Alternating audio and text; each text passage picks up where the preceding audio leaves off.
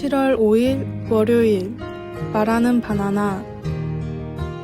절대로 포기하지 마. 누군가를 미소 짓게 하렴. 너는 대단해. 어디서 왔는지 보다 어디로 가고 있는지가 중요해.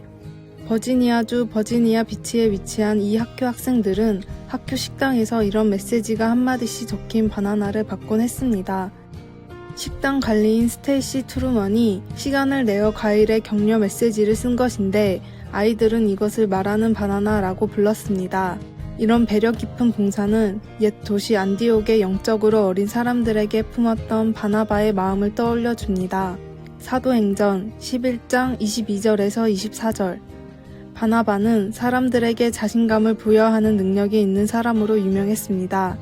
믿음과 성령이 충만한 선한 사람으로 알려져 있던 그는 새로운 신자들에게 굳건한 마음으로 주와 함께 머물러 있으라고 권고했습니다. 나는 그가 돕고 싶은 사람들과 함께 있을 때 이런 말을 하지 않았을까 상상해 봅니다. 계속 기도하십시오. 주님을 신뢰하십시오. 삶이 힘들 때 하나님과 가까이 하십시오.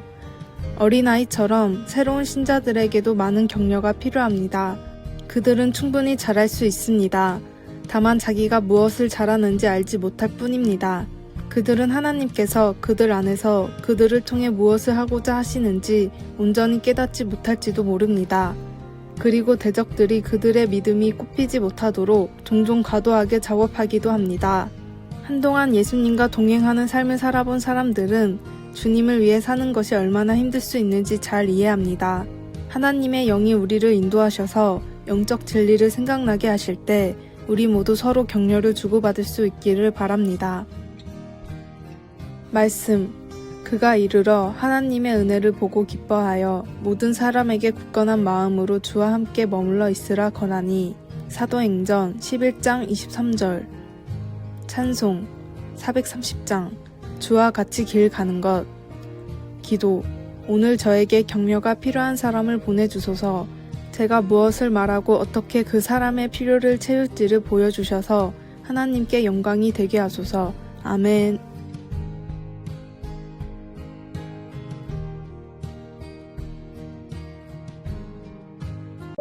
(7월 6일) 화요일.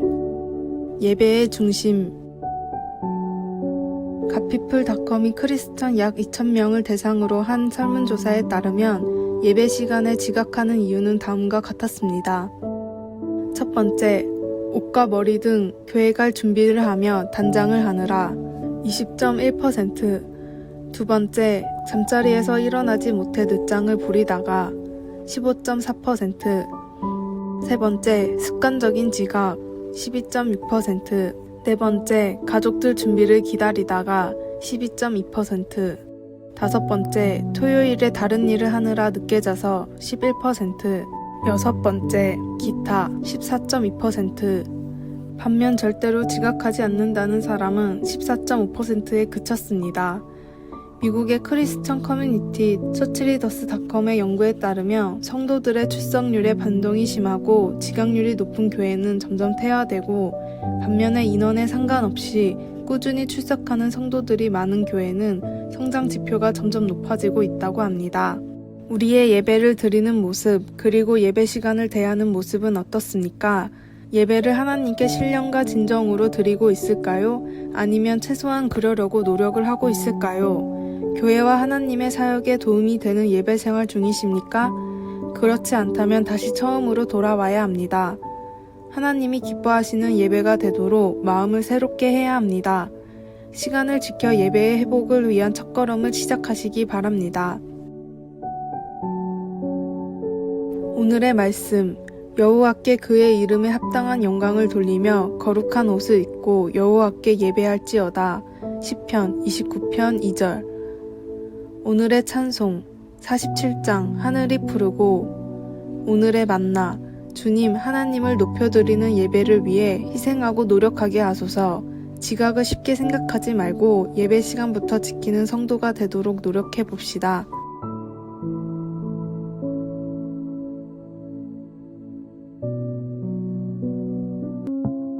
(7월 7일) 수요일. 새 힘을 얻음. 정신과 의사 로버트 콜스는 다른 사람을 위해 봉사하다가 지쳐 나가 떨어지는 사람들에게서 한 가지 유형을 발견했습니다. 그 첫 번째 경고 신호는 피로감입니다.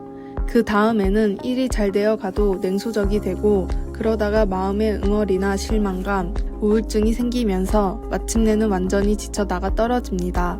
성경 말씀은 지쳐버리는 것을 극복하는 두 가지 전략을 알려줍니다.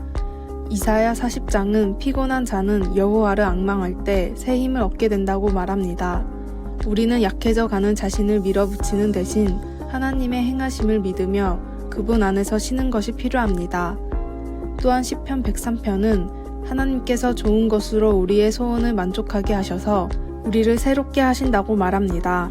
그 중에는 용서와 구속하심에 관한 내용도 있지만 하나님께서 기쁨과 놀이도 주신다고 말합니다. 바쁠 때는 일정을 수정하여 더 많은 기도와 휴식, 그리고 사진 찍기 같은 취미 활동을 넣어 보십시오. 다시 건강해지는 것을 느끼기 시작할 것입니다. 지치는 것은 피로에서 시작됩니다. 피로가 더 심해지기 전에 멈추어야 합니다. 우리의 삶에 예배와 쉼이 함께 존재할 때 다른 사람들을 가장 잘 섬길 수 있습니다. 말씀, 여호와를 송축하라. 좋은 것으로 내 소원을 만족하게 하사. 시편 103편 1절 5절. 찬송 354장. 주를 앙모하는 자. 기도, 오늘 독수리처럼 힘있게 날아오르고 싶습니다. 나의 지친 상황 속에서 주님께서 일하심을 믿으며 영혼을 채우시는 주님의 선물을 기쁨으로 받겠습니다. 아멘.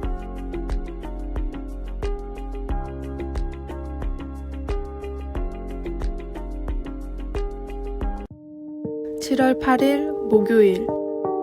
열심의 무게. 보노 박사가 복음 전도자 무디를 모시고 영국에서 집회를 주도한 적이 있었습니다. 예든버러에서만 무려 3개월 동안 계속됐던 집회는 지역 주민 중에 참가하지 않은 사람이 없었을 정도로 은혜가 넘치고 뜨거웠습니다. 사람들은 무디와 더불어 이 집회의 총책임자였던 보노 박사에게도 큰 찬사를 보냈습니다. 그런데 집회가 끝나고 며칠 뒤에 보노 박사의 꿈에 천사가 찾아왔습니다. 그리고 자기 마음속에서 하나님을 향한 열심을 꺼내더니 저울에 재며 말했습니다. 당신의 마음에 하나님을 향한 열정은 100kg이나 되는군요.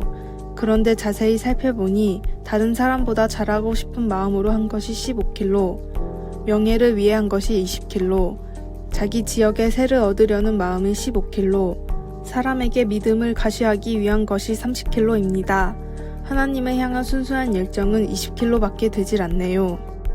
비록 꿈이지만 이 말을 들은 보노 박사는 단 한마디도 변명을 할 수 없었습니다. 이윽고 꿈에서 깬 뒤 깊은 회개의 기도를 드린 박사는 이후로는 무슨 일을 하든 교만하지 않고 오로지 하나님의 영광만을 드러내기 위한 사역을 위해 끝까지 노력했습니다. 내 안의 모든 마음이 오로지 하나님을 향해 있지 않으면 교만과 자기 자랑입니다. 하나님을 향한 순수한 열정을 모든 일의 동기로 삼으십시오. 오늘의 말씀. 오직 너희의 심령이 새롭게 되어 하나님을 따라 의와 진리의 거룩함으로 지으심을 받은 새 사람을 입으라. 에베소서 4장 23절에서 24절. 오늘의 찬송 424장. 아버지여 나의 맘을. 오늘의 만나. 사람이 아닌 하나님을 바라보고 헌신하게 하소서.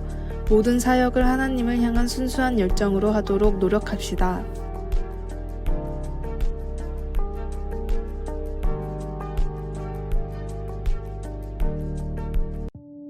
(7월 9일) 금요일. 무성한 나무. 우리는 어릴 적에 우표를 모아본 적이 있고 야구 카드와 만화책도 모아본 적이 있을 것입니다. 이제 부모가 되어보니 아이들에게서 똑같은 모습을 봅니다. 그러다가 가끔은 이런 생각을 합니다. 너 정말 그 인형이 또 필요해? 물론 그것은 필요해서라기보다는 뭔가 새로운 것이 주는 매력 때문이거나 아니면 때때로 오래되고 희귀한 것에 끌리는 간절한 마음 때문이겠지요. 마음을 사로잡는 것이 무엇이든 우리는 그것을 갖기만 하면 삶이 더 나아지고 행복해지고 만족하게 될 거라는 유혹을 받습니다. 하지만 그런 것들은 결코 그런 기대를 채워주지 못합니다. 왜일까요? 그것은 하나님께서 우리를 그분에 의해 채워지도록 창조하셨고 우리를 둘러싼 세상이 주장하듯 물질이 우리의 갈망하는 마음을 충족시킬 수 없기 때문입니다. 이런 긴장 관계는 전혀 새로운 것이 아닙니다. 잠언서는 두 가지 종류의 삶, 곧 부를 추구하며 사는 삶과 사랑의 하나님의 기반을 두고 간대히 베푸는 삶을 대조해서 보여줍니다. 유진 피터스는 메시지 성경에서 잠언 11장 28절을 이렇게 풀어서 말합니다. 물질에 발친 삶은 나무 그루터기 같이 죽은 삶이고 하나님이 빚으시는 삶은 무성한 나무와 같다. 이 얼마나 생생한 묘사인가요? 두 종류의 삶, 곧 무성하고 열매 맺는 삶과 공허하고 메마른 삶. 세상은 물질적인 풍요로움이 좋은 삶이라고 주장합니다. 그와 대조적으로 하나님은 우리를 불러 그분 안에 뿌리를 내리고 그분의 선하심을 맛보며 풍성히 열매 맺게 하십니다. 우리가 하나님과 관계를 가지면서 빚어져 갈 때 하나님은 우리의 마음과 소원을 다시 빚어 우리를 완전히 변화시켜 주십니다. 말씀. 자기의 재물을 의지하는 자는 패망하려니와 의인은 푸른 잎사귀 같아서 번성하리라. 잠언 11장 28절. 찬송 431장. 주 안에 기쁨 있네. 기도. 하나님께서 주신 좋은 선물에 감사드립니다. 세상의 물질보다 하나님을 계속 신뢰할 수 있도록 도와주소서. 아멘. 아래의 빨간색 글자 구독을 누르시어 더 많은 전도의 열매를 맺으시기를 기도합니다.